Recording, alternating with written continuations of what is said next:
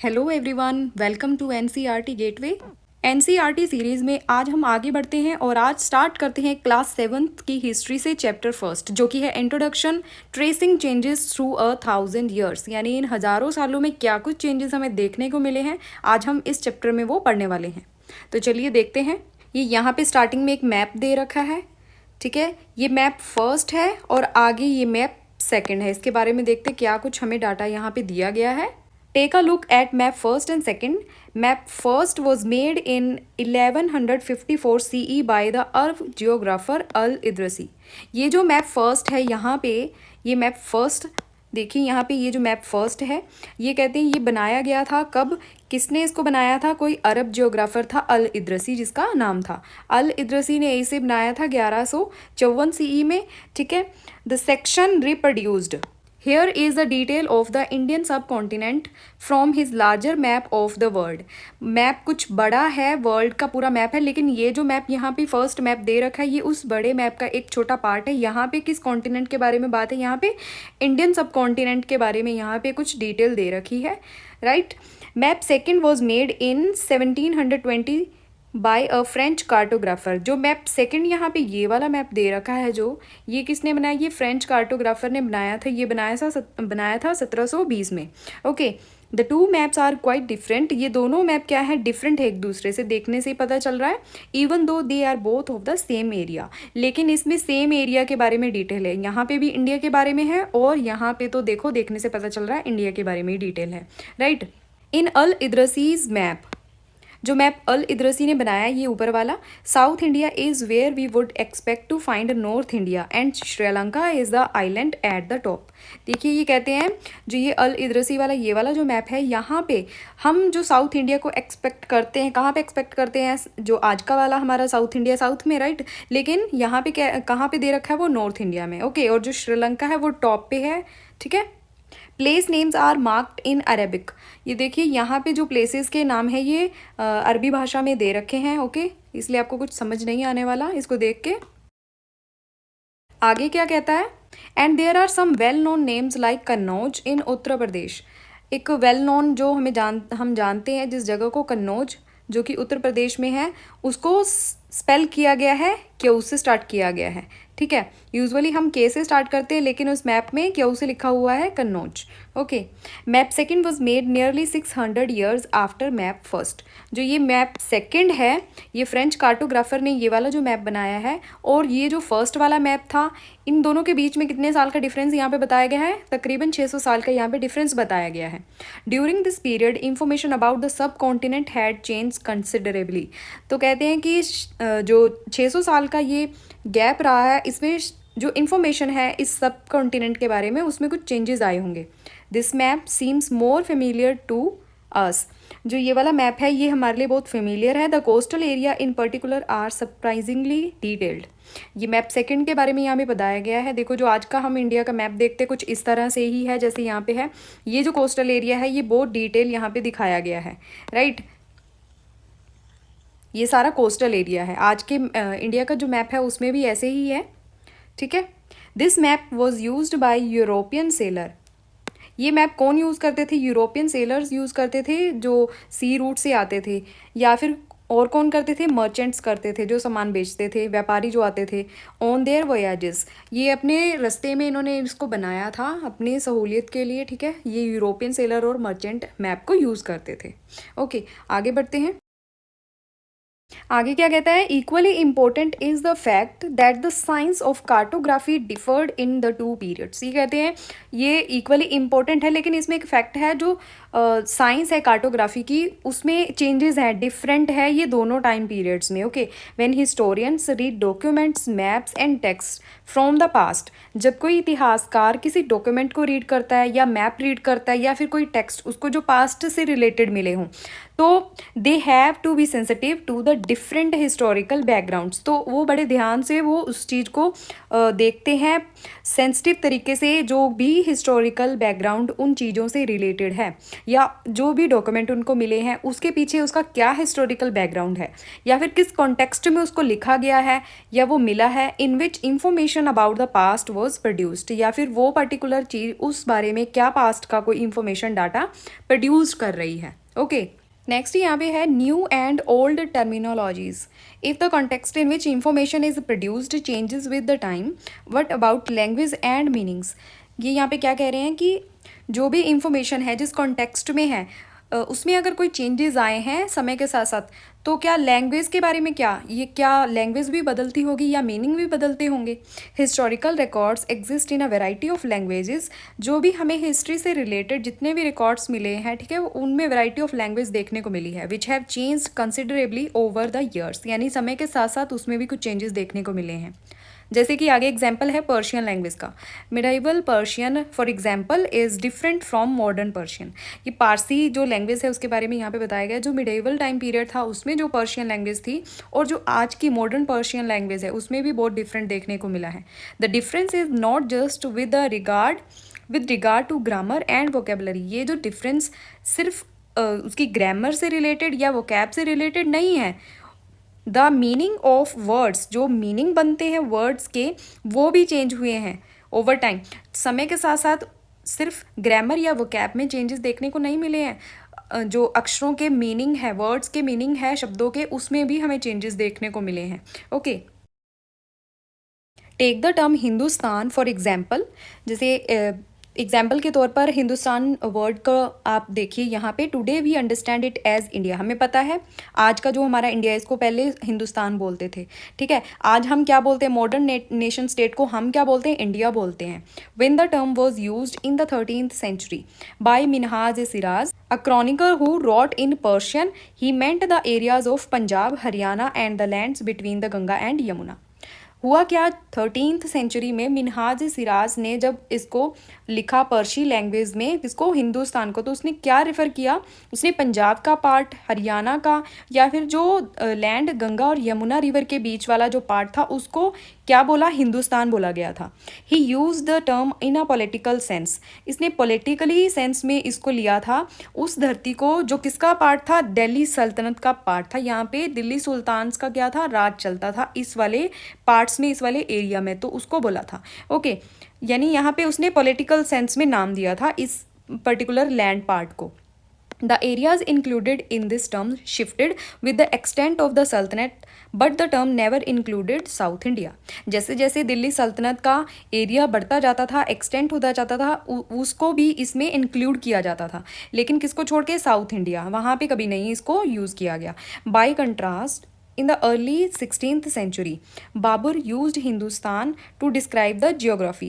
बाबर ने 16th century में Hindustan word को यूज़ क्यों किया था, किसको डिस्क्राइब किया था, ज्योग्राफी को, इंडिया की ज्योग्राफी को, और फोना को, फोना बोलते हैं animals, okay, and the culture of the inhabitants of the सब कॉन्टिनेंट। यहाँ इस पर्टिकुलर सब कॉन्टिनेंट में रहने वाले लोगों के कल्चर को, फोना को, ज्योग्राफी को डिस्क्राइब करने के लिए बाबर ने हिंदुस्तान वर्ड को यूज़ किया था। As we will see later in the chapter, this was something similar to the way the 14th century poet Amir Khusrau use the word Hind. हमने पढ़ा है 14th century में अमीर खुसरो ने, जो कि एक कवि रहे हैं अमीर खुसरो, उन्होंने हिंद वर्ड का यूज़ किया था ऐसे ही जैसे बाबर ने यूज़ किया था। While the idea of a geographical and cultural entity like India, जैसे हम इंडिया वर्ड को रिप्रेजेंट करते किसके लिए, जोग्राफिकल और कल्चरल एंटिटी के लिए, the term Hindustan did not carry. ऐसे ही जो हिंदुस्तान वर्ड है उसको हम ज्योग्राफी या फिर कल्चरल एंटिटी के लिए यूज़ नहीं करते हैं, उसको किस लिए यूज़ करते हैं, the political and national meaning which we associate with it today. हम इसे पॉलिटिकल या फिर नेशनल मीनिंग के लिए उसको यूज़ करते हैं, right. Historians today have to be careful about the terms they use because they meant different things in the past. कह क्या रहा है यहाँ पे, जो हिस्टोरियंस है, इतिहासकार हैं, उनको बड़ा केयरफुली यूज़ करना पड़ेगा थिंग्स को जो भी पास्ट से रिलेटेड है आज के टाइम में, ठीक है, क्योंकि यहाँ पे वर्ड्स में भी बहुत डिफरेंस देखने को मिल रहा है। मिडेवल में भी जो वर्ड यूज़ होते थे या फिर जो आज मॉडर्न में यूज़ हो रहे हैं उनमें कुछ डिफरेंस हमें देखने को मिल रहा है। Okay, take for example a simple term like foreigner. यहाँ पे हम एक एग्जाम्पल के तौर पर फॉरेनर वर्ड को हम यूज़ करते हैं यहाँ पे देखते हैं। It is use today to mean someone who is not an Indian. ये फॉरेनर वर्ड आज हम यूज़ किस लिए करते हैं? हम यूज़ करते हैं उन लोगों के लिए जो इंडियंस नहीं हैं, उनको हम क्या बोलते हैं? फॉरेनर बोलते हैं। जो अलग देश से आए हों उनको हम फॉरेनर बोलते हैं। ओके, लेकिन पहले क्या होता था? मिडेवल टाइम पीरियड में क्या होता था? In the medieval period a foreigner was any stranger. कोई भी जो स्ट्रेंजर हो, जिसे नहीं जानते हैं, उनके लिए ये फॉरेनर वर्ड यूज होता था। हु अपियर्ड से in a given village someone who was not a part of that society और कल्चर। जो उस पर्टिकुलर सोसाइटी से या कल्चर से या फिर उस विलेज से कोई रिलेशन ही नहीं रखता, उसका पार्ट ही नहीं है, ठीक है। जो स्ट्रेंजर है, स्ट्रेंजर यानी जिसको जानते ही नहीं है, पहचानते नहीं है, जो कभी देखा नहीं है, उसके लिए क्या वर्ड यूज़ होता था? फॉरेनर यूज़ होता था मिडेवल टाइम पीरियड में। लेकिन आज हम किसको बोलते हैं? जो दूसरे देश से आया हो। ओके, तो ये वर्ड में यहाँ पे डिफरेंस देखने को मिल रहा है ना। A city dweller therefore might have regarded a forest dweller as a foreigner. ऐसे ही अगर कोई आज शहर में जो रह रहा है, ठीक है, उस टाइम पीरियड के बारे में बात कर रहे हैं, मिडेबल पीरियड में, ठीक है, जो सिटी में रह रहे थे लोग, उनके लिए फॉरेनर कौन थे? जो कोई जंगलों से आया हो, फॉरेस्ट डिवेलर हो, ठीक है, उसको क्या बोलते थे? वो फॉरेनर बोलते थे। क्यों बोलते थे? But two peasant living in the same village were not foreigners. ऐसे ही जैसे सेम एक दो पीजेंट्स है, वो सेम विलेज में रहते हैं, एक ही जगह पे रहते हैं, ठीक है, वो एक दूसरे के लिए क्या नहीं है? फॉरेनर नहीं है to each other, even though they may have had different religious और कास्ट बैकग्राउंड। हालांकि उनके डिफरेंस देखने को मिल रहा हो, चाहे उनके रिलीजन में, चाहे उनका अलग अलग क्या हो, कास्ट बैकग्राउंड हो, फिर भी वो एक दूसरे के लिए फॉरेनर नहीं है, क्योंकि वो सेम विलेज से हैं, ठीक है। तो फॉरेनर वर्ड किसके लिए यूज होता था? स्ट्रेंजर पर्सन के लिए यूज होता था मिडेवल टाइम पीरियड में। Okay, historians and their sources. Historians use different types of sources to learn about the past depending upon the period of their study and the nature of their investigation. किस पे depend? उनके जो study का time period है या फिर जिस बारे में उसको इन्वेस्टिगेशन करना है, ठीक है, उसके नेचर के बारे में हिस्टोरियंस क्या करते हैं? डिफरेंट डिफरेंट सोर्सेज को पढ़ते हैं। Okay, last year for example you read about rulers of the Gupta dynasty and Harshvardhan. आपने क्लास 6 में गुप्ता डायनेस्टी के बारे में और हर्षवर्धन के बारे में पढ़ा है, ठीक है। In this book we will read about the following 1000 years. अब हम उसे आगे का पढ़ेंगे इस बुक में 7th क्लास में। कहाँ से कहाँ तक? रफली 700 टू 1750, यानी 700 से लेकर वो 1750 के बीच का जो टाइम पीरियड है, उसमें कौन सा रूलर आया, ठीक है, क्या क्या बैटल्स देखने को मिली, क्या चेंजेस देखने को मिले, वो हम पढ़ने वाले हैं। Okay, you will notice some continuity in the sources used by historians for the study of this period. आपको एक कंटिन्यूटी देखने को मिलेगी सोर्सेज में जो हिस्टोरियंस ने स्टडी किए हैं उस पर्टिकुलर टाइम पीरियड के लिए। Okay, they still rely on coins, inscriptions, architectures, textual records for information. 700 से पहले जितना भी हमने पढ़ा है टाइम पीरियड के बारे में, ठीक है, आपने उसमें एक चीज़ नोटिस की होगी, हिस्टोरियंस ने किस किस चीज़ों पर रिलाई किया है? कॉइन्स पर किया है, इंस्क्रिप्शंस पर किया है, जो भी इंस्क्रिप्शंस मिली हैं, आर्किटेक्चर पर मिला है, जितने भी कोई टेम्पल है, कोई बिल्डिंग है, ठीक है, उन पे किया है, या फिर कोई जो टेक्सचुअल उन्हें रिकॉर्ड्स मिले हैं, ओके, उस पर उन्होंने रिलाई किया। But there is also considerable discontinuity. अब हमें एक डिसकंटिन्यूटी देखने को मिलेगी। क्यों मिलेगी? The number and variety of textual records increased dramatically during this period. अब ये जो टाइम पीरियड है, इसमें टेक्सचुअल रिकॉर्ड्स ज़्यादा देखने को मिलेंगे। Okay, this slowly displaced other type of available information. अब उन्होंने इसको क्या करना? डिस्प्लेस करना शुरू कर दिए धीरे धीरे। जैसे वो पहले कॉइन्स पर, इंस्क्रिप्शन या फिर आर्किटेक्चर पर क्या करते थे? रिलाई करते थे। अब उन्होंने किस पे करना शुरू कर दिया? टेक्सचुअल रिकॉर्ड्स पे। Through this period paper gradually become cheaper and more. अब क्या हुआ? अब पेपर आया, ठीक है, पेपर क्या हुआ? चीपर हुआ ग्रेजुअली। अब उस चीज़ को पेपर पर अब लिखना शुरू हो गया। Okay, widely available, people used it to write holy text, chronicles of rulers, letters and teachings of saints, petitions, judicial records for register of account and taxes. अब लोगों ने क्या? पेपर का यूज़ करना शुरू कर दिया, क्योंकि पेपर चीप हो गया था अब।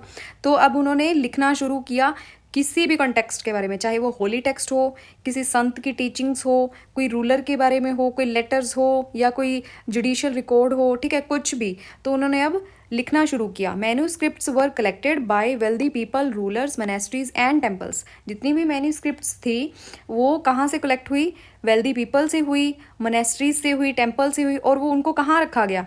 दे were placed in libraries and archives. Archives क्या होता है? एक ऐसा स्टोर जिसको हम बोल सकते हैं, एक ऐसी जगह जहाँ पे पुराने डॉक्यूमेंट्स को या फिर जितनी भी मैन्यूस्क्रिप्ट्स हैं उनको रखा जाता है। ठीक है, उनको सेफली रखा जाता है वहाँ पे। ओके, गवर्नमेंट ऐसे ही करती है अब। These manuscripts and documents provide a lot of detailed information to historians, but they are also difficult to use. In manuscripts में या फिर डॉक्यूमेंट्स में इतनी ज़्यादा डिटेल इन्फॉर्मेशन है इतिहासकारों के लिए, ठीक है, लेकिन वो यूज़ करने के लिए क्या है, बहुत डिफ़िकल्ट है। क्यों है? There was no printing press in those days. तो वहाँ पे क्या था? प्रिंटिंग प्रेस नहीं थी। ठीक है, so scribes copied manuscripts by hand. Scribes कौन होते हैं? जो लिखते हैं। ठीक है, तो उन्होंने क्या किया? इन मैन्यूस्क्रिप्ट्स की कॉपी लिखनी शुरू की। Manuscripts by hand. अब उन्होंने कॉपी बनानी शुरू की, हाथ से लिखना शुरू किया। If you have ever copied a friends homework you would know that this is not a simple exercise.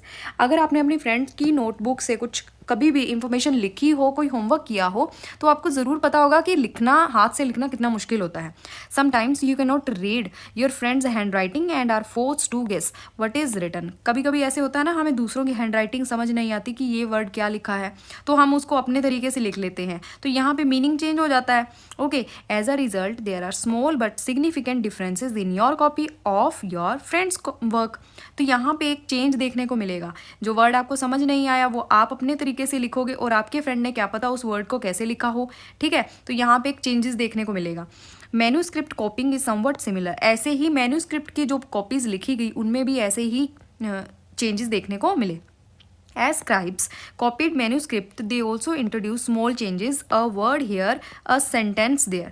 तो उन्होंने भी क्या किया? जब वो कॉपी करते थे तो कोई वर्ड में चेंज कर दिया, कोई सेंटेंस से इधर कर दिया। ठीक है, these small differences grew over centuries of copying until manuscripts of the।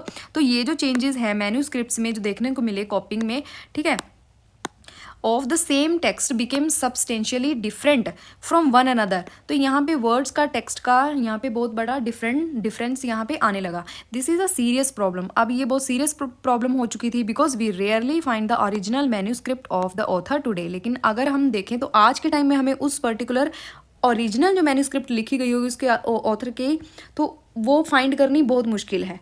ठीक है, we are totally dependent upon the copies made by later scribes. हम किस पे डिपेंड करते हैं? कॉपीज पे डिपेंड करते हैं, ओरिजिनल का हमें नहीं पता है। As a result historians have to read different manuscripts versions of the same text to guess what the author had originally written. तो इसके लिए हिस्टोरियंस क्या करते हैं? उसी पर्टिकुलर एक जो इन्फॉर्मेशन उन्हें चाहिए, ठीक है, उसके रिगार्डेड वो जितने भी उसके रिगार्डेड वर्जन्स हों उस मैन्यूस्क्रिप्ट के, वो सबको रीड करते हैं। ठीक है, गैस करने के लिए कि ऑथर ने ओरिजिनली क्या लिखा होगा। Okay, on occasion authors revised their chronicles at different times. तो वो क्या करते हैं? ऑथर्स अपनी जो क्रॉनिकल्स हैं उनका भी क्या करते हैं? रिवाइज करते रहते हैं डिफरेंट टाइम्स में। Okay, the 14th century chronicle Ziauddin Barani wrote his chronicle first in 1356 and another version 2 years later। ये यहाँ पे एक ऑथर के बारे में बोला गया है, जियाउद्दीन बर्नी। इन्होंने अपनी जो पहला वर्जन लिखा था वो 1356 में लिखा था, उसका ही जब इन्होंने नेक्स्ट वर्जन लिखा तो आफ्टर 2 years लिखा। Okay, the to differ from each other but historians did not know about the existence of the first version. तो इन्हीं में देखिए दो जो वर्जन है इनमें हिस्टोरियंस को चेंजेस देखने को मिला, लेकिन उनको नहीं पता था कि फर्स्ट में क्या है। अंटिल द 1960 तक उनको नहीं पता चला। It remained lost in large library collections. Somewhat की वो क्या हुआ होगा, उस फर्स्ट वर्जन कहाँ पे लाइब्रेरी की कलेक्शन में ही क्या हुआ होगा, वो खो गया होगा कहीं। ठीक है, तो उनको फर्स्ट वर्जन ही नहीं मिला। Okay, new social and political groups. The study of the 1000 years between 700 and 1750 is a huge challenge to historians, largely because of the scale and variety of developments that occurred over the period। अब ये जो time period है 700 से लेकर 1750 के बीच का, तो इस टाइम पीरियड में हिस्टोरियंस जितने भी इतिहासकार हैं उनके आगे एक बहुत बड़ी वैरायटी देखने को मिली, उनको चैलेंज मिला, किसमें वैरायटी देखने को मिली, डेवलपमेंट हो चुकी थी बहुत सारी, ठीक है, टाइम पीरियड में, उस ये जो पर्टिकुलर टाइम पीरियड है। At different moment in this period new technologies made this appearance like the Persian. इस टाइम पीरियड में बहुत सारी टेक्नोलॉजी देखने को मिली, जैसे कि पर्शियन व्हील इन इरीगेशन, ठीक है, सिंचाई के लिए व्हील का जो इन्वेंशन हुआ, the spinning wheel in weaving and firearms in combat. ये टेक्नोलॉजी देखने को मिली इस टाइम पीरियड में। New foods and beverages arrived in the सब कॉन्टिनेंट। नए नए खाने, नई नई बेवरेजेस देखने को मिली इस सब कॉन्टिनेंट में, जैसे कि potato, corn, chillies, T and coffee. ये सब चीज़ें आई, कैसे आई ये? Remember that all these innovations, new technologies and crops, जितनी भी इनोवेशन हुई, जितनी टेक्नोलॉजी या क्रॉप्स है, ये आई कैसी आई? Came along with people. लोग जैसे जैसे ट्रैवल करते थे, एक जगह से दूसरी जगह जाते थे, उन लोगों के साथ ये चीज़ें आनी शुरू हुई। हु ब्रॉट अदर आइडियाज़, उनके साथ आइडियाज़ भी आए with them as well. As a result this was a period of economic, political, social and cultural changes. अब ये जो टाइम पीरियड है, इस वजह से तो ये कौन सा चेंजेस देखने को मिला है? इसमें इकोनॉमिक चेंजेस भी देखने को मिला, पॉलिटिकल भी, सोशल भी और कल्चरल चेंजेस इस टाइम पीरियड में देखने को मिले। You will learn about some of these changes in chapter 5। आप इनमें से कई चेंजेस चैप्टर 5 में पढ़ने वाले हो। Okay, this was also a period of great mobility. ये जो ऐसा टाइम पीरियड रहा, इसमें बहुत मोबिलिटी भी देखने को आपको मिलेगी। Groups of people travelled long distances in search of opportunity. लोग समूहों में, ग्रुप्स में ट्रैवल करना शुरू हुए एक जगह से दूसरी जगह, ठीक है, अपॉर्चुनिटी की तलाश में गए वो। द सब continent held immense wealth and the possibilities for people to carve a fortune. कहीं अपना लक चमकाने के लिए, ठीक है, एक जगह से दूसरी जगह जाने लग गए। Okay, one group of people who became important in this period. एक ऐसा ग्रुप है पीपल का जो बहुत इंपॉर्टेंट है। कौन सा ग्रुप है? राजपूत का वो ग्रुप है, ठीक है। राजपूत, ये जो नेम है ये किससे निकला है? राजपुत्र वर्ड से निकला है। Okay, the son of ruler, राजा का जो बेटा है उसको राजपुत्र कहते हैं, इससे ये वर्ड निकला है Rajput. Okay, between the 8th and 14th centuries the term was applied more generally to a group of warriors who claimed Kshatriya caste status. ये जो राजपूत वर्ड है ये किन्होंने यूज़ किया? जो क्षत्रिय कास्ट से बिलोंग करते थे उन्होंने, या फिर जो वॉरियर्स थे उन्होंने अपने लिए इस वर्ड को क्या किया? चुना, ठीक है, राजपूत वर्ड को। The term included not just rulers. इस राजपूत में केवल रूलर ही नहीं आते थे, और कौन आते थे? Chieftains, but also soldiers and commanders who served in the armies of different monarch all over the subcontinent। ठीक है, इस सब कॉन्टिनेंट में उन राजाओं के जो आर्मी थी, कमांडर्स थे, सोल्जर थे, या फिर चिफ्टेंस थे। चिफ्टेंस होता है किसी भी कबीले का जो हेड होता है, ठीक है, उनके लिए भी राजपूत वर्ड यूज होने लग गया। Okay, a chivalric code of conduct, extreme valour and a great sense of loyalty were the qualities attributed to Rajputs by their poet and bards. ये इनकी प्रशंसा में ये लिखा गया है राजपूत की ये लॉयल होते थे, ठीक है, ये वॉरियर होते थे या बहुत ब्रेव होते थे, इनकी ये प्रशंसा में लिखा गया। Okay, other groups of people such as Marathas, Sikhs, Jats, Ahoms and Kayasths, a caste of scribes and, ये एक कास्ट है, ठीक है, स्क्राइब्स की। ये स्क्राइब्स और सेक्रेटेरियस की एक कास्ट है, ठीक है, कायास्थ। तो ये मराठा, सिख, जाट, अहोम, इनके लिए भी ये वर्ड यूज़ हुआ, ठीक है। ग्रुप्स ये और भी इंपॉर्टेंट थे, अदर ग्रुप थे ये राजपूतों से अलावा। Also use the opportunities of the age to become politically important. ये भी पोलिटिकली इंपॉर्टेंट रहे हैं, ठीक है, इस टाइम पीरियड में। Throughout this period, there was a gradual clearing of forest and the extension of agriculture। ये कहते हैं इस टाइम पीरियड में क्या देखने को मिला? धीरे धीरे जो जंगल थे उनको क्लियर किया गया, वहाँ पे एग्रीकल्चर यानी खेती को बढ़ावा दिया गया, ठीक है। A change faster and more complete in some areas than in others. कहीं कहीं जगह पर ज़्यादा हमें चेंजेस देखने को मिलेंगे, ठीक है। Changes in their habitat forced many forest dwellers to migrate. Forest dwellers वो होते हैं जो जंगलों में रहते हैं, उन्होंने अब क्या किया? अपने हैबिटेट को चेंज किया, अब उन्होंने माइग्रेट करना शुरू किया। माइग्रेट मतलब जंगलों से निकलकर अब उन्होंने अपने हैबिटेट को बनाना शुरू किया। Others started tilling the land and became peasants. इनमें से कई लोगों ने क्या किया? अब एग्रीकल्चर करने के लिए, ठीक है, लैंड को टिलिंग करना स्टार्ट किया। अब वो क्या बन गए? छोटे छोटे फार्मर्स बन गए। These new peasant groups gradually began to be influenced by regional markets, chieftains, priest, monasteries and temples. अब इनको इन्फ्लुएंस किया गया, ठीक है, किसके द्वारा? रीजनल मार्केट हुई, जो भी चिफ्टेंस हैं, प्रीस्ट हैं, मोनेस्ट्रीज हैं या फिर टेम्पल्स हैं। अब कुछ चेंजेस देखने को मिलेगा। They became a part of large complex society. अब वो छोटे छोटे जो फार्मर बने थे अब एक बड़ी सोसाइटी का हिस्सा बनना शुरू हो गए। एंड वर रिक्वायर्ड टू पे टैक्सेस। अब जब वो सोसाइटी में एंटर हुए तो अब उनको टैक्स पे करने की भी क्या हुई, रिक्वायरमेंट हुई। And other goods and services to local lords. अब वहाँ पे जो लोकल थे लॉर्ड्स थे उनको टैक्स पे करना शुरू किया, ठीक है, उन चीज़ों के लिए या फैसिलिटीज़ के लिए, सर्विसेज के लिए जो वहाँ पे उनको मिलती थी। As a result significant economic and social differences emerged amongst peasants। अब एक इकोनॉमिक और सोशल डिफरेंस देखने को मिलेगा यहाँ पे उन पीजेंट्स में, ठीक है। सम पोजेस्ड मोर प्रोडक्टिव लैंड। कईयों के पास तो बड़ी बड़ी क्या थी, धरती के हिस्से थे जहाँ पे बहुत प्रोडक्शन होती थी, okay. Others also kept cattle. उनमें से कई ऐसे थे जो जिन्होंने कैटल्स को रखना शुरू किया, okay. And some combined artisanal work with agriculture activity during the lean season. Lean season के दौरान अब उन्होंने खेती बाड़ी के अलावा आर्टिसनल वर्क भी करना शुरू कर दिया अब, क्योंकि अब उन्हें टैक्स भी पे करना था, ठीक है। As society became more differentiate, people were grouped into jatis and sub castes and rank on the basis of their backgrounds and their occupations. अब हुआ क्या, अब ये जो ग्रुप थे ये बंट गए, किसमें, जाति में बंट गए, सब कास्ट में बंट गए, ठीक है। उनके जो ऑक्यूपेशंस थे उनके बैकग्राउंड के आधार पर अब उनको रैंक करना शुरू किया गया, ठीक है। Ranks were not fix permanently. अब ये जो रैंकिंग की जाती थी ये फिक्स नहीं थी, परमानेंट नहीं थी। And varied according to the power, influence and resources controlled by the member of the jati. अब जिस मेंबर के हाथ में वो सारा कंट्रोल होता था उसके द्वारा अब इसको चेंज किया जाने लगा, ठीक है। The status of the same jati could vary from area to area. अब ये जो जाति के स्टेटस में जो भी चेंजेस देखने को मिलते थे वो वेरी करता था, ठीक है, एरिया टू एरिया वो वेरी करता था, okay. Jatis framed their own rules and regulations to manage the conduct of their members. These regulations were enforced by assembly of elders described in some areas as the Jati Panchayat। अब हुआ क्या, अब ये जो जातीज बनी थी, ठीक है, इनके भी अपने कुछ रूल रेगुलेशंस बने जिनको कौन कंडक्ट करता था, उस जाति पंचायत का जो सबसे एल्डर होते थे, ठीक है, वो उसको कंट्रोल करते थे, वही रूल रेगुलेशंस उसको मैनेज करके रखते थे।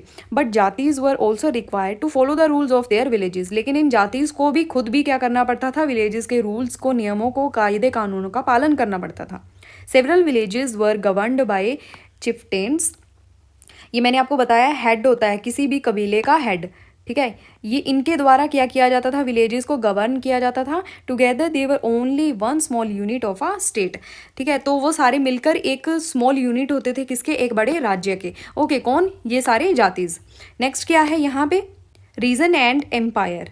Large states like those of the Cholas, Tughlaqs, Mughals encompassed many regions. अब ये जो चोला, तुगलक, मुगल्स हैं ये ऐसे जिनके बारे में हम आगे आने वाले चैप्टर्स में पढ़ने वाले हैं, इन्होंने बहुत सारा एक बड़ा रीजन घेर रखा था, ठीक है, इनके अंडर कंट्रोल था। जो असंस्कृत प्रशस्ति, प्रशस्ति जो किसी रूलर की, ठीक है, प्रशंसा में लिखी जाती थी उसको प्रशस्ति बोलते हैं। अब यहाँ पे एक संस्कृत प्रशस्ति है जो किसके बारे में है, दिल्ली सुल्तान ग्यासुद्दीन बलबन, ठीक है, इसके बारे में एक प्रशस्ति है। Explain that he was the ruler of vast empire that stretch from Bengal in the east to Ghazni in Afghanistan in the west and included all of south India. अब इसके अंडर कौन कौन सा पार्ट था, बंगाल से लेकर ये गजनी तक जो कि अफगानिस्तान में है, ठीक है, वहाँ तक स्ट्रेच था, और साउथ इंडिया तक ये इसका एम्पायर स्ट्रेच था। ये इतना महान शासक रहा है, okay. People of different regions, Gauda, Andhra, Kerala, Karnataka, Maharashtra, Gujarat apparently fled before his armies, ठीक है। यहाँ पे भी उनका क्या था, रूल्स था, ओके, यहाँ तक स्ट्रेच था। Historians regard these as exaggerate claim of conquest. Exaggerate मतलब कि बहुत बढ़ा चढ़ाकर जब हम प्रशंसा कर देते हैं, ठीक है, कुछ हिस्टोरियंस का ऐसा मानना था, okay.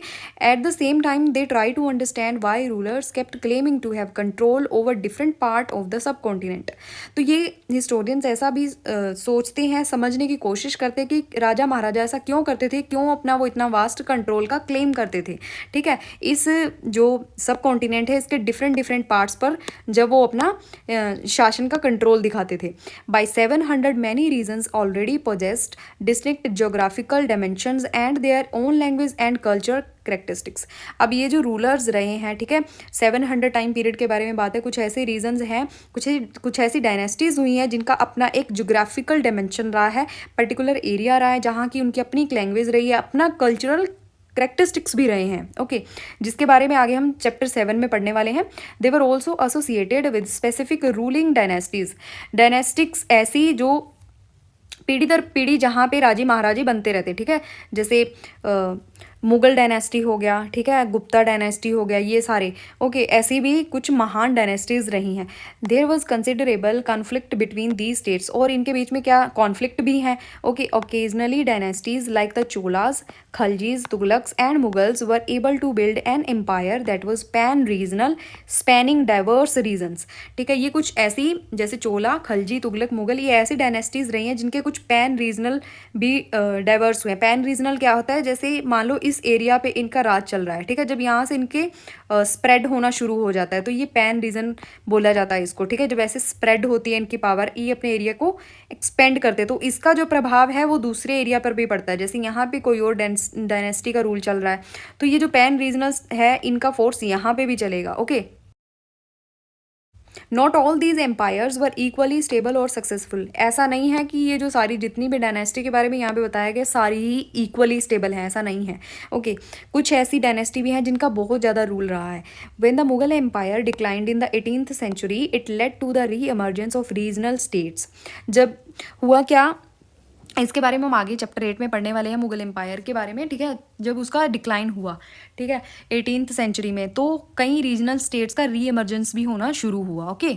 But years of imperial pan regional rule had altered the character of the regions, जो ये रूलिंग डायनेस्टीज रही हैं इनके पैन रीजनल रूल्स में, ठीक है, क्या हुए, कुछ अपने करेक्टर्स भी रहे हैं रीजन्स के।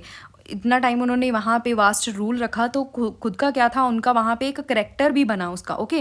अक्रॉस मोस्ट ऑफ द सब continent the regions were left with the legacies of the big and small states that had ruled over them. तो हुआ क्या, ये सब कॉन्टिनेंट में जितने भी रीजन्स हैं जो रह गए हैं, ठीक है, उनमें क्या है, big legacies, small states that had ruled over them, कुछ ऐसे भी रहे हैं स्मॉल स्टेट्स जिन पे क्या हुआ, उनका शासन भी रहा है, okay. This was apparent in emergence many distinct and shared traditions in the realms of governance, the management of the economy, allied culture and languages. तो उनके अपने ट्रेडिशंस, अपना गवर्नेंस, अपनी मैनेजमेंट, कुछ इकोनॉमी, कल्चर, लैंग्वेजेस भी रहे हैं उनके अपने, okay. Through the 1,000 years between 700 and 1750, the character of the different regions did not grow in isolations. These regions felt the impact of larger pan-regional forces of integration without ever quite losing their distinctiveness. अब यहाँ पे ये क्या कह रहे हैं कि जो ये 700-750 के बीच का जो टाइम पीरियड था, यहाँ पे अपने जो साथ वाले रीजन थे उनका जो उनसे कटकर जब ये रहते थे, लेकिन आइसोलेशन नहीं हुआ था, कटकर अलग नहीं रहे थे, उनका प्रभाव भी इनके ऊपर पड़ता था, ठीक है। कुछ ऐसे रीजन्स थे जिन पे इम्पैक्ट पड़ता था पैन रीजनल फोर्सेस का, लेकिन इम्पैक्ट इतना भी नहीं था कि वो खुद का जो उनकी अपनी करेक्टरिस्टिक्स थी वो ही खो जाए, ठीक है। इनकी अपनी खुद की विशेषताएं भी रही हैं, ओके। नाउ आगे क्या है, old and new religions. The 1,000 years of history that we are exploring witnessed major development in religious tradition. अब ये जो हजारों सालों में हम जिस हिस्ट्री के बारे में एक्सप्लोर कर रहे हैं, ठीक है, मेजर डेवलपमेंट देखने को मिली किसमें, धार्मिक जो ट्रेडिशंस थे, ठीक है, उसमें अब रिलीजियस स्टेटस में अब यहाँ पे डिफरेंस देखने को मिलेगा। People believe in the divine was sometimes deeply personal, कभी कभी लोग जो आस्था रखते थे किसी चीज़ में वो पर्सनल रहती थी, ठीक है, लेकिन मोर यूजुअली इट वॉज कलेक्टिव, लेकिन वो एक समूह के लिए भी होती थी, ठीक है। मान लो एक जाति का जैसे कोई कुल देवता हो, ठीक है, उसको पूरी जाति मानती है। Collective belief in a supernatural agency religion was often closely connected with the social and economic organisation of local communities. जो लोकल कम्युनिटीज़ है या जो ऑर्गेनाइजेशंस हैं, ठीक है, उनकी धार्मिकता, उनकी सामाजिक और जो इकोनॉमिक ऑर्गेनाइजेशंस हैं, ठीक है, उन पे भी क्या होती थी, ये डिपेंड करती थी, या उनका एक कलेक्टिव बिलीफ माना जाता था इसको, okay. As the social world of these group altered so too did their beliefs, जैसे जैसे वो सोशल वर्ड वो अल्टर होते थे, वो बदलते, ऐसे ऐसे उनके बिलीफ भी क्या होते थे, चेंज होते रहते थे, okay. It was during this period that important changes occurred in what we call Hinduism today. ऐसा ही कुछ बदलाव जो हिंदुइज्म है, हिंदू धर्म है, उसमें देखने को मिला। These included the worship of new deities, the construction of temples, royalty, and growing importance of Brahmins, the priest, dominant group in society. अब हुआ क्या, यहाँ पे अलग अलग देवी देवताओं की पूजा या टेम्पल्स बनाना, रॉयलिटी हो गई, ठीक है, ब्राह्मण्स का, प्रीस्ट का, पुजारियों का, या फिर जो डोमिनेंट ग्रुप था सोसाइटी का, उसका भी उजागर होना शुरू हुआ। ठीक है, their knowledge of Sanskrit text earned the Brahmans a lot of respect in society. अब ये जो ब्राह्मण्स थे, ठीक है, इनको नॉलेज होती थी संस्कृत टेक्स्ट की बहुत ज़्यादा, इसी वजह से इनको रिस्पेक्ट दी जाती थी सोसाइटी में। सबसे पहले ब्राह्मण्स को माना जाता था। Okay, their dominant position was consolidated by the support of their patrons, new rulers searching for prestige। अब ये यहाँ पे क्या कह रहे हैं कि जो ये ब्राह्मण्स थे, इनकी पोजीशन डोमिनेंट लेवल तक कैसे पहुंची, जो पेट्रोन्स थे, बड़े बड़े राजा थे, ठीक है, वो भी इनको क्या करने लगे थे, अब सपोर्ट करने लग गए थे इनको, इस वजह से ये डोमिनेंट पोजीशन पर ये पहुंच चुके थे अब ये। ठीक है, on the major development of this period was the emergence of the idea of bhakti. अब भक्ति आइडिया की वजह से यहाँ पे एक मेजर डेवलपमेंट देखने को मिलेगी of a loving personal deity that devotee could reach without the aid of priest और इलेबोरेट रिचुअल्स। भक्ति ऐसी एक भावना है कि कोई भी जो जिस देवी देवता को पूजता हो, ठीक है, वहाँ उसके अपने डिवोटी तक पहुँच सकता है किसी भी प्रीस्ट के सहारा लिए बिना या कोई भी रिचुअल फॉलो किए बिना। ठीक है, this was also the period van new religions appeared in the सब कॉन्टिनेंट। अब और भी नए नए धर्म इस सब कॉन्टिनेंट में आने शुरू हुए। Merchants and migrants first brought the teaching of the holy Quran to India in the 7th century. 7th century में अब जो व्यापारी आए, माइग्रेंट्स आए इंडिया में, ठीक है, उन्होंने कुरान लेकर आए। वो कुरान बेसिकली क्या है, Muslim regard the Quran as their holy book. जैसे हिंदू धर्म में गीता को होली बुक माना जाता है, ऐसे ही मुस्लिम रिलीजन में कुरान उनकी क्या है, कुरान शरीफ क्या है, उनकी एक होली बुक है, धार्मिक ग्रंथ उसको माना गया है। ठीक है, accept the sovereignty of the one God, जिसमें वो एक गॉड को मानते हैं। ठीक है, कौन, जिसे अल्लाह बोलते हैं, whose love mercy and bounty embrace all those who believe in him. वो मानते हैं कि अल्लाह उनको सबको प्यार करता है, सब पर दया करता है, सब पर उनकी कृपा रहती है जो भी उनमें विश्वास रखता हो, without regard to social background. किसी भी धार्मिक या सामाजिक बैकग्राउंड के बिना अल्लाह के आगे सब क्या है, एक हैं। ओके, जो भी उनमें बिलीव रखता है। Many rulers were patrons of Islam and the ulama learn theologians and jurist. ठीक है, बहुत सारे इस्लाम को मानने वाले या फिर उलमा को मानने वाले, ठीक है, वो थियोलॉजियंस जो इन धर्मों पर क्या करते हैं, लर्न करते हैं, स्टडी करते हैं। Okay, and like Hinduism Islam was interpreted in variety of ways bye it's followers. जैसे हिंदू धर्म को अलग अलग तरीके से बांटा गया है, ठीक है, वैसे ही अब इसमें मुस्लिम धर्म का भी आगे देखने को मिलेगा division. There were the Shia Muslims who believed in that prophet Mohammad son in law Ali. ठीक है, पहले कौन से हैं मुस्लिम्स में, शिया मुस्लिम है जो किसमें बिलीव रखते हैं, प्रॉफिट मोहम्मद के सन इन लॉ जो कि अली हैं उनमें विश्वास रखते हैं। Was the legitimate leader of the Muslims community. ये मानते हैं कि यही है जो मुस्लिम कम्युनिटी के क्या है, लीडर है। And the Sunni Muslims, first Shia Muslim, second है सुन्नी मुस्लिम्स। अब ये बिलीव किस में करते हैं, the authority of the early leaders khalifas of the community. अब ये खलीफाज में बिलीव रखते हैं। Okay, and the succeeding khalifas, अब जो उनके बाद में खलीफाज आए उनमें क्या रखते हैं, बिलीव रखते हैं। There were other important difference between the various schools of law. अब इनके जो स्कूल ऑफ लॉ है उनमें भी डिफरेंस देखने को मिलता है। Hanafi and Shafi mainly in India, ये दो टाइप के यहाँ पे स्कूल ऑफ लॉ है।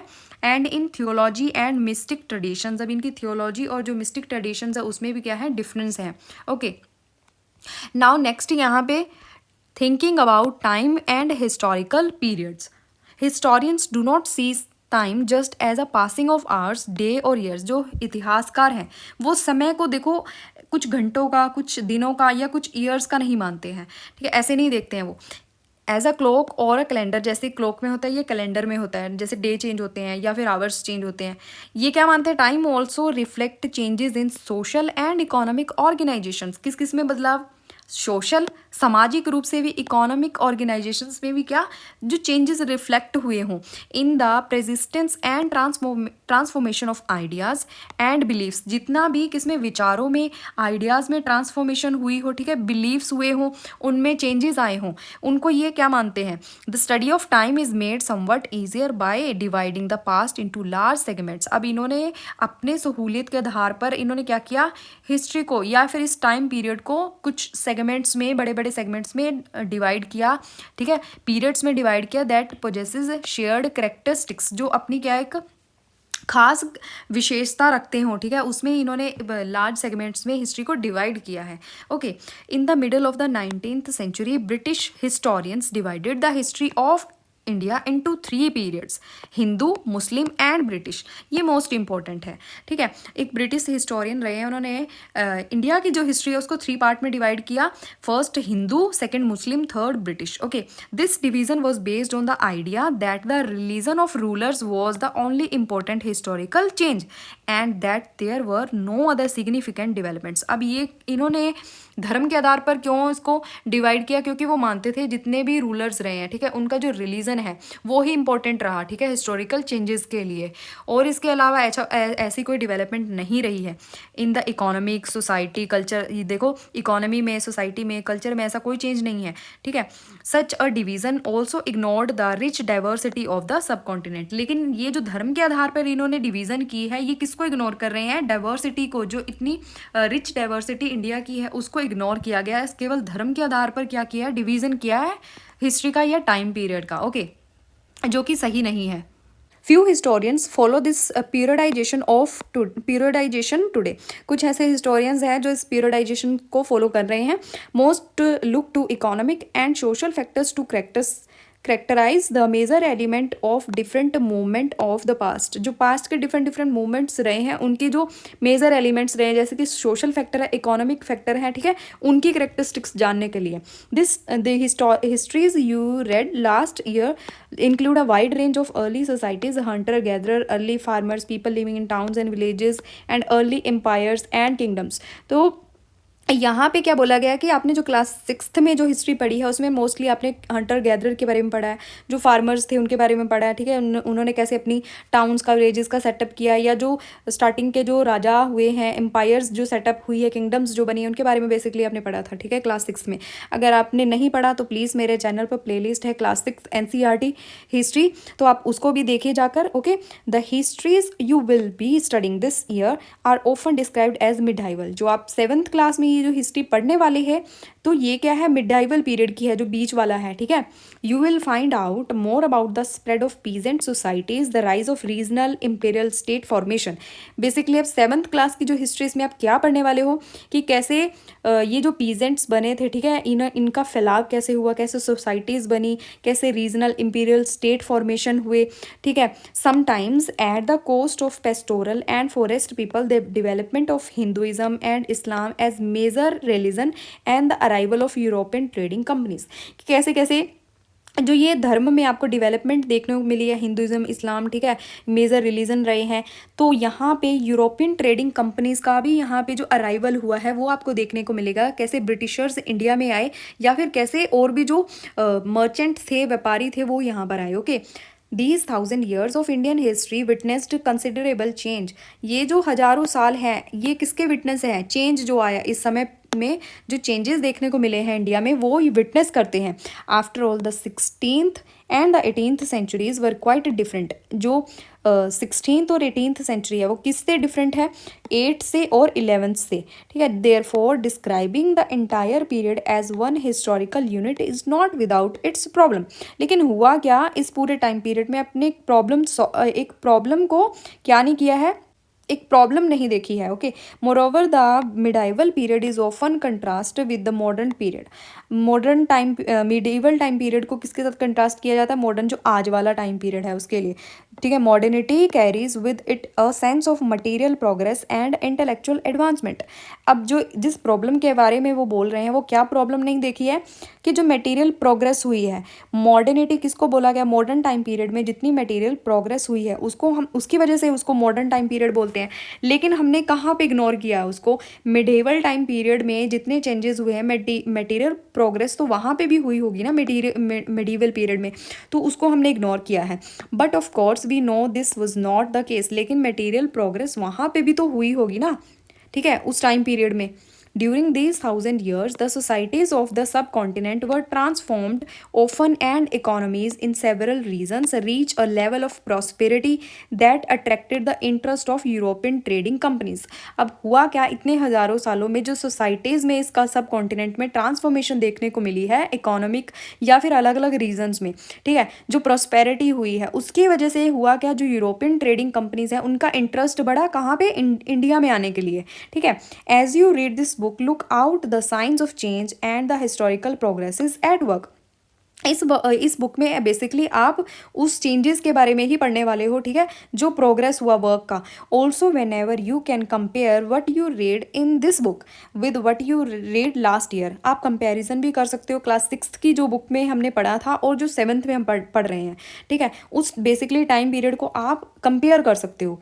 Look out for changes and continuities wherever you can and look at the world around you to see what else has changed और remained the same. आप उसमें changes में आप क्या देख सकते हो, कंटिन्यूटी देख सकते हो कि क्या चेंजेस हुए, क्या हो रहे हैं, ठीक है। आप अपने वर्ल्ड में अपने आसपास देख सकते हो कि क्या क्या चेंजेस आपको देखने को मिलते हैं या फिर क्या ऐसा है जो सेम रहा हुआ होगा या जो सेम है अभी भी, ठीक है। तो बेसिकली इस चैप्टर में हमने उन चेंजेस के बारे में पढ़ा है, एक बेसिक सा कंसेप्ट हमने पढ़ा है जो आगे हम क्लास 7th के जो आने वाले चैप्टर्स है उसमें हम पढ़ने वाले हैं, ठीक है। तो यहीं पे आपका ये क्लास 7th का फर्स्ट चैप्टर कंप्लीट हो गया है। आई होप आपको हर एक पॉइंट अच्छे से समझ आया होगा। अगर कोई पॉइंट नहीं आपको समझ आया तो प्लीज़ कमेंट कीजिए, और अगर वीडियो अच्छी लगी हो तो प्लीज़ लाइक, शेयर, कमेंट और चैनल को सब्सक्राइब करना ना भूलें। तो मिलते हैं नेक्स्ट वीडियो में जो कि चैप्टर 2 की रहने वाली है। ओके, तो तब तक के लिए जुड़े रहिए NCERT गेटवे यूट्यूब चैनल के साथ। Take care and thank you for watching.